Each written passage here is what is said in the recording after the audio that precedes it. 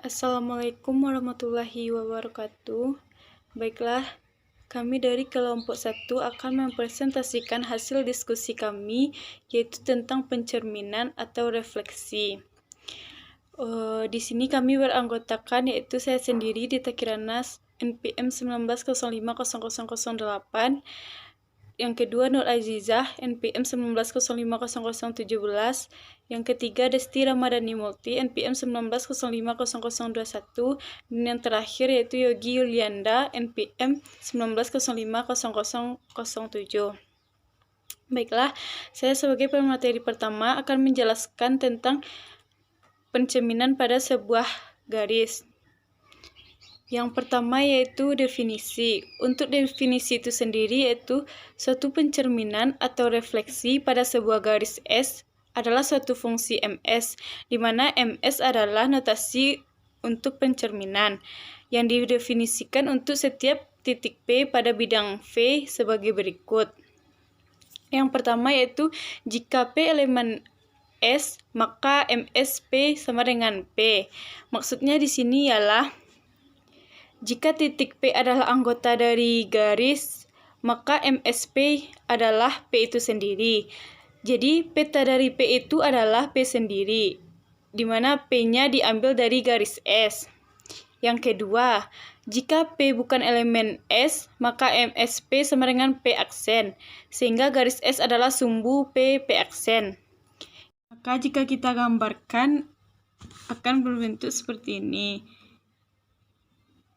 Ini adalah garis S atau cermin.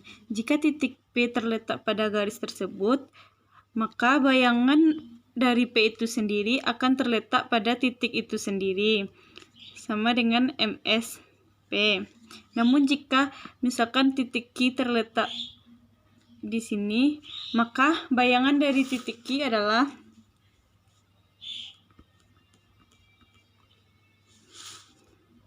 di sini. Ini adalah Q aksen, yang mana garis di sini dengan ini harus sama panjang dan ini harus siku-siku karena ia adalah pencerminan.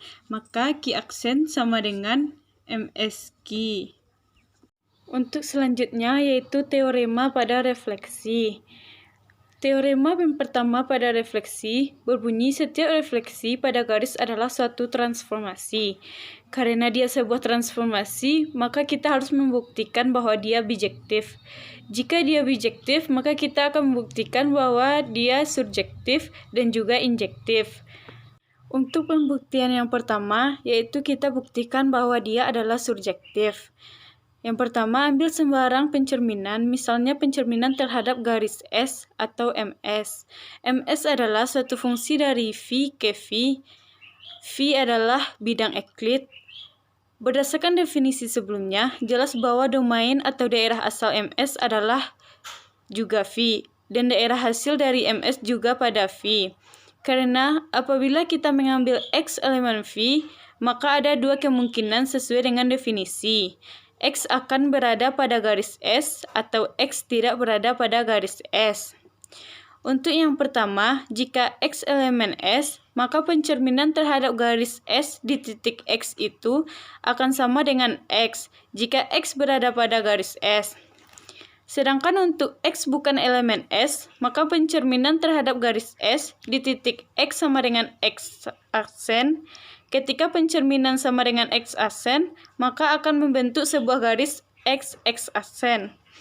Untuk benda dan bayangannya, artinya garis X aksen itu bagian di bidang V juga, sehingga X aksen elemen di bidang V juga. Jadi, pencerminan terhadap S suatu fungsi dari V ke V.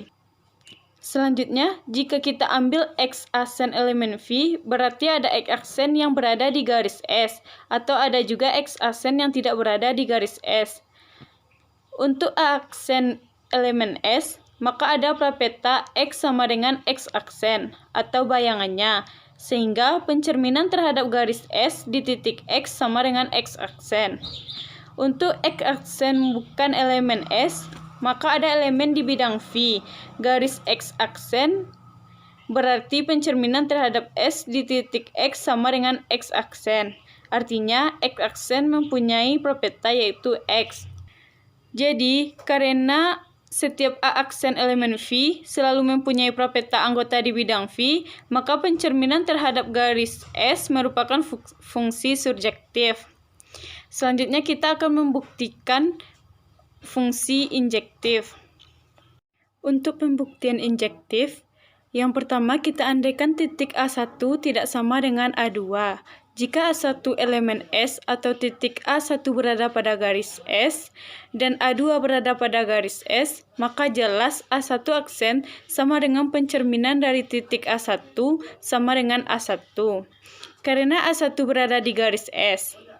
Dan A2 aksen sama dengan pencerminan dari titik A2 sama dengan A2, karena A2 juga berada di garis S. Jadi, A1 aksen tidak sama dengan A2 aksen. Yang kedua, jika salah satu, misalnya A1 elemen S, maka A1 aksen sama dengan pencerminan di titik A1 sama dengan A1. Dan karena A2 tidak sama dengan S, maksudnya A2 tidak berada di garis S, maka A2 aksen sama dengan pencerminan dari S dengan A2 tidak berada pada garis S. Berarti A1 aksen tidak sama dengan A2 aksen. Atau sama juga dengan pencerminan terhadap titik A1 tidak sama dengan pencerminan terhadap titik A2. Selanjutnya, andaikan A1 tidak sama dengan S dan A2 tidak sama dengan S, berarti kita andaikan bahwa A1 tidak berada di garis S dan A2 juga tidak berada di garis S. Andaikan bahwa MSA1 sama dengan MSA2 atau A1 aksen sama dengan A2 aksen, jadi garis A1 aksen A1 tegak lurus dengan S, dan A2 aksen A2 tegak lurus dengan S. Berarti dari satu titik A1 aksen ada dua garis berlainan yang tegak lurus pada garis S, dan ini tidak mungkin. Andaikan bahwa A1 tidak sama dengan A2, maka pencerminan di titik A1 sama dengan pencerminan di titik A2 adalah tidak benar. Dan harusnya jika A1 tidak sama dengan A2, maka pasti pencerminan A1 tidak sama dengan pencerminan A2. Jadi, MS adalah injektif. Jadi, karena pencerminan terhadap garis S terbukti surjektif dan injektif, maka pencerminan terhadap garis S adalah suatu transformasi. Baiklah, hanya itu materi yang dapat saya sampaikan. Selanjutnya saya serahkan kepada pemateri selanjutnya.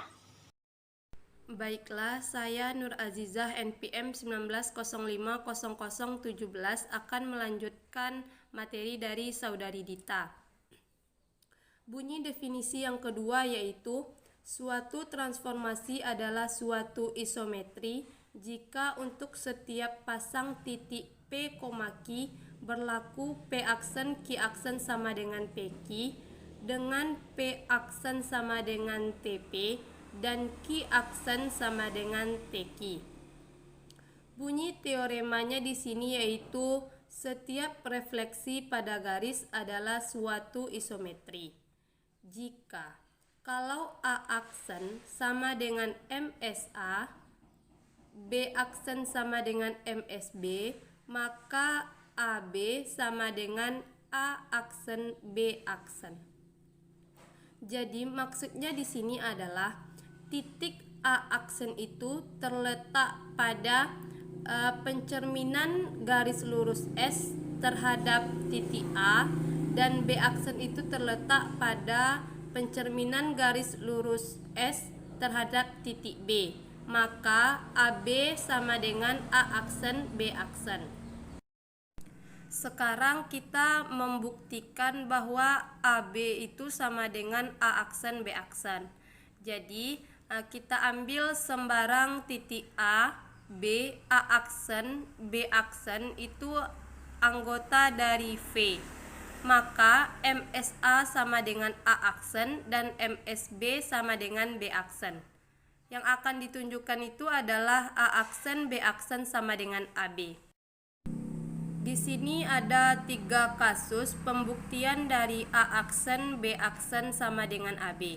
Kita masuk dulu pada kasus yang pertama. Jika A, B itu anggota dari S, maka MSA sama dengan A aksen sama dengan A, dan MSB sama dengan B aksen sama dengan B. Jadi AB adalah A aksen B aksen.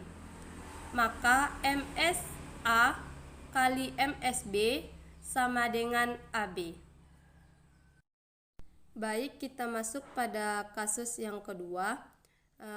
Jika A anggota S, B bukan anggota S, dan MSA sama dengan A aksen sama dengan A, dan MSB sama dengan B aksen, akan ditunjukkan AB sama dengan A aksen B aksen. Pada pembuktian ini kita buat dua buah segitiga, lalu kita beri nama segitiga ABC dan segitiga AB aksen C. Maka dari dua segitiga tersebut diperoleh garis AC pada segitiga ABC sama dengan garis AC pada segitiga AB aksen C itu berimpit. Yang kedua diperoleh gradien sudut ABC pada segitiga ABC itu sama dengan gradien sudut ACB aksen pada segitiga AB aksen C dikarenakan siku-siku. Yang ketiga diperoleh garis BC pada segitiga ABC sama dengan garis B aksen C pada segitiga AB aksen C itu dikarenakan S sumbu simetri. Menurut teorema, karena segitiga ABC dan segitiga AB aksen C memiliki sifat yang sama, maka segitiga ABC kongruen dan sebangun dengan segitiga AB aksen C. Jadi AB sama dengan A aksen B aksen. Selanjutnya kita masuk ke kasus ketiga. Di kasus ketiga ini, jika A, B anggota S, maka MSA sama dengan A aksen dan MSB sama dengan B aksen. Akan ditunjukkan AB sama dengan A aksen B aksen. Sebenarnya kasus ketiga ini sama dengan kasus kedua, namun terletak perbedaannya itu terletak pada MSA. Kalau pada kasus kedua itu MSA sama dengan A aksen sama dengan A, sedangkan pada kasus ketiga ini MSA sama dengan A aksen. Pada kasus ketiga ini kami juga menggunakan dua buah segitiga. Pada dua buah segitiga ini juga diperoleh tiga sifat yang sama, maka segitiga BDC kongruen dengan segitiga B aksen DC. Untuk melihat lebih jelasnya dapat dilihat dari ringkasan yang kami share di grup kepada teman-teman. Itulah penjelasan materi dari saya. Sekian, terima kasih. Assalamualaikum warahmatullahi wabarakatuh. Nama saya Destira Maleni Multi, NPM 19050021. Di sini saya sebagai pemateri ketiga, yaitu menjelaskan tentang sifat-sifat pencerminan. Sifat-sifat pencerminan itu ada 4. Yang pertama, objek dan bayangan selalu sama. Objek pada cermin dan objek pada bayangan itu selalu sama. Nah, yang kedua itu ada jarak setiap titik pada objek dan cermin sama dengan jarak setiap titik pada bayangan dan cermin. Atau dapat ditulis dengan S sama dengan S aksen. Yang ketiga itu ada H sama dengan H aksen. H itu sama dengan tinggi, berarti tinggi objek sama dengan tinggi bayangan pada cermin. Nah, yang keempat itu ada garis yang menghubungkan titik pada objek dengan titik pada bayangan selalu tegak lurus dengan cermin. Itulah sifat-sifat dari pencerminan atau refleksi. Di sini saya akan mencontohkan satu pencerminan atau refleksi bangun datar, yaitu segitiga. Nah, dapat dilihat pada gambar di layar, sesuai dengan sifat pencerminan, kita dapat memperoleh yang pertama itu segitiga ABC kongruen dengan segitiga A aksen, B aksen, dan C aksen. Itu berarti luas segitiga ABC sama dengan luas segitiga A aksen, B aksen, dan C aksen. Nah, yang kedua yaitu ada CP sama dengan C aksen P, dan AQ sama dengan A aksen Q, dan BR sama dengan B aksen R. Dengan kata lain, jarak titik sudut segitiga ABC ke cermin dengan jarak titik sudut A aksen, B aksen, C aksen itu ke cermin sama. Nah, yang ketiga itu ada tinggi segitiga ABC sama dengan tinggi segitiga A aksen, B aksen, C aksen. Nah, yang keempat itu ada ruas garis A aksen, B aksen, dan C aksen semuanya tegak lurus dengan cermin, yaitu garis PR. Sekian penjelasan materi sifat-sifat pencerminan dari saya. Selanjutnya akan dilanjutkan oleh pemateri yang terakhir. Selanjutnya itu 6.3, yaitu pembuktian. Teorema, setiap refleksi pada garis adalah suatu transformasi. Suatu pencerminan pada garis mengawetkan jarak. Artinya, A dan B dua titik, maka apabila bayangan A sama dengan pencerminan A dan bayangan B sama dengan pencerminan B. Jadi, AB sama dengan pencerminan A dan pencerminan B. Jadi, jarak setiap dua titik sama dengan jarak antara petanya.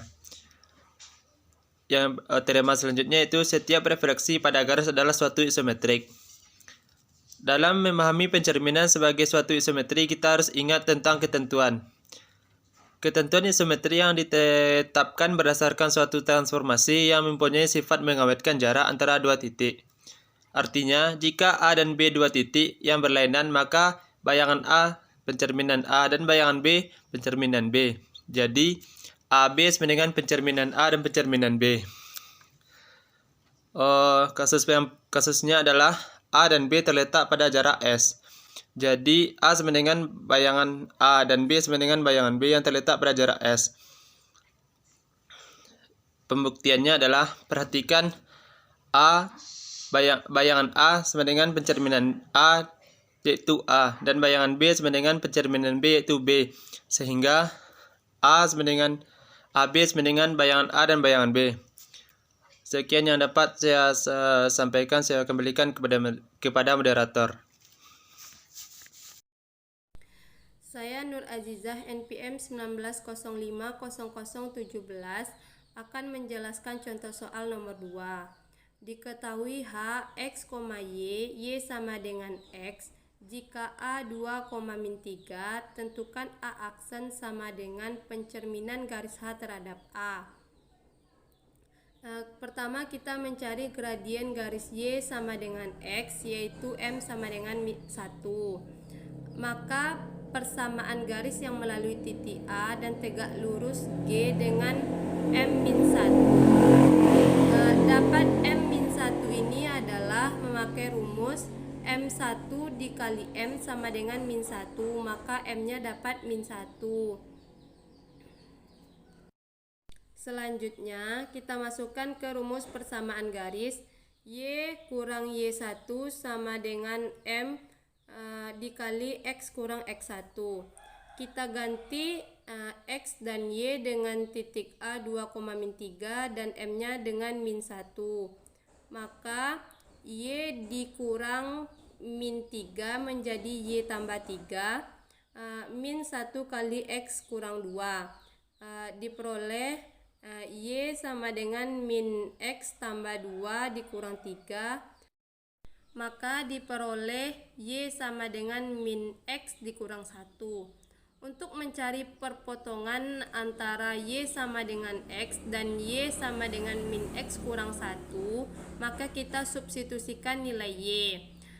Kita memakai persamaan Y sama dengan Y, maka kita ganti nilai Y dengan X sama dengan min X dikurang 1, maka diperoleh X sama dengan min 1/2. Kita substitusikan X sama dengan min 1/2 ke persamaan Y sama dengan X, maka diperoleh Y sama dengan min 1/2. Jadi titik tengah A aksen itu adalah min setengah di koma min setengah. Selanjutnya untuk mencari A aksen kita memakai rumus min setengah, min setengah sama dengan X tambah XA ditambah SA aksen 1/2 YA ditambah YA aksen per 2. Maka diperoleh 2 tambah XA per 2 min 3 tambah YA aksen per 2. Di sini kita kali semuanya dengan 2. Maka diperoleh min 1, min 1 sama dengan 2 ditambah XA aksen, min 3 ditambah YA aksen. Maka XA aksen, YA aksen sama dengan min 3,2. Jadi titik A aksen itu min 3,2.